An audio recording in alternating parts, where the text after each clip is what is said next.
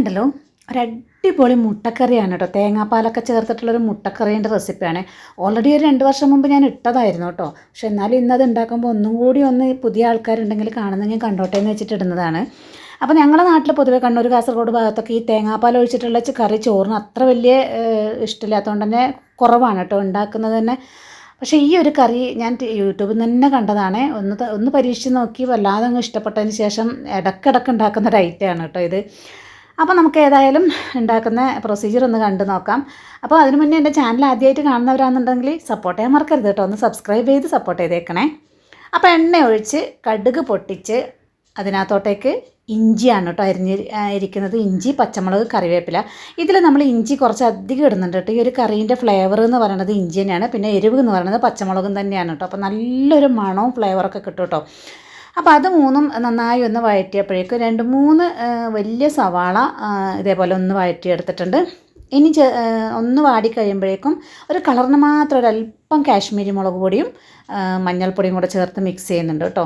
അപ്പോൾ അത് അവിടെ നിന്ന് വഴങ്ങുന്ന സമയം കൊണ്ട് നമുക്ക് പെട്ടെന്നൊരു തേങ്ങാപ്പാൽ റെഡിയാക്കി എടുക്കണം. അപ്പോൾ ആദ്യത്തെ പാൽ ഞാൻ കുറച്ച് വെള്ളം ഒഴിച്ചിട്ടെടുത്തു. പിന്നെ രണ്ടാമത്തെയും മൂന്നാമത്തെയും അത്യാവശ്യം വെള്ളം ഒഴിച്ചിട്ട് നല്ല പാലാക്കി എടുത്തിട്ട് നമ്മൾ ആ ഉള്ളി വഴറ്റിയില്ലേ അതിനകത്തോട്ടേക്ക് ഒഴിച്ചു കൊടുത്തു. കൂടെ നമ്മൾ ഒരു വലിയ തക്കാളിയും കൂടി ഇട്ട് കൊടുത്തു കേട്ടോ. തക്കാളി വഴറ്റുന്നൊന്നുമില്ല. ഉള്ളി വഴന്ന സമയത്ത് തേങ്ങാപ്പാലിൻ്റെ 2-ാം പാലും 3-ാം പാലും ഒഴിച്ചു കൊടുത്ത് തക്കാളിയും കൂടെ ചേർത്ത് കൊടുത്തിട്ട് ആവശ്യത്തിന് ഉപ്പും കൂടെ ചേർത്ത് കൊടുത്തു. പുഴുങ്ങി വെച്ച മുട്ട ജസ്റ്റ് ഫോർക്ക് കൊണ്ട് കുറച്ചൊന്ന് കുത്തി കൊടുത്തു കേട്ടോ. വരഞ്ഞു കൊടുക്കുന്നുണ്ട് അങ്ങനെ ചെയ്യാം. അതല്ല പകുതിയായി മുറിച്ചിട്ടുണ്ടെങ്കിൽ അങ്ങനെയും ചെയ്യാം. ഞങ്ങൾക്കിവിടെ പിള്ളേർക്ക് മുറിക്കുന്നത് ഇഷ്ടമല്ല കേട്ടോ.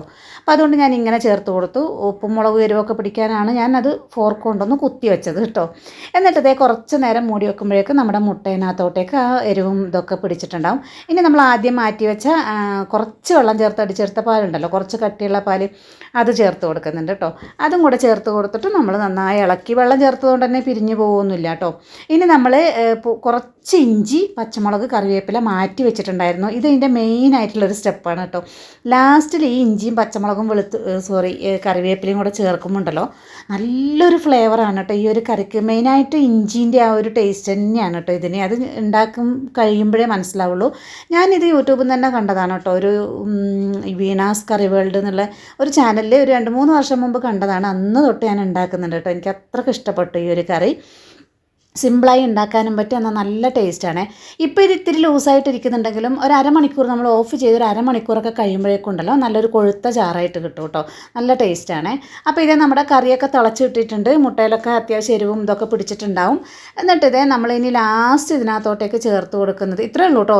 നമ്മൾ പണി കഴിഞ്ഞു. ഇനിയിപ്പോൾ ലാസ്റ്റ് ടേസ്റ്റിന് വേണ്ടിയിട്ട് നമ്മൾ നല്ല പച്ച വെളിച്ചെണ്ണ അങ്ങനെ മേലെ ഒഴിച്ചു കൊടുക്കുകയാണ് ചെയ്തു കൊടുക്കുന്നത്. അതേപോലെ തന്നെ കറിവേപ്പില ഇനി ചേർക്കണമെങ്കിൽ അതും കൂടെ ചേർത്ത് കൊടുക്കാം. ഞാൻ ഓൾറെഡി കറിവേപ്പില നന്നായിട്ട് 2 തവണ ചേർത്ത് കൊടുത്തു കേട്ടോ. അപ്പോൾ വെളിച്ചെണ്ണയും കൂടെ ഒഴിച്ചു കൊടുത്താൽ മതി. നമ്മൾ അടിപൊളി മുട്ടക്കറിയാണ് കേട്ടോ. അപ്പോൾ ഒരു തവണയെങ്കിലും ഇങ്ങനെ ഇതുവരെ ചെയ്ത് നോക്കാത്തവരുണ്ടെങ്കിൽ ഒരു തവണയെങ്കിലും ട്രൈ ചെയ്ത് നോക്കണേ.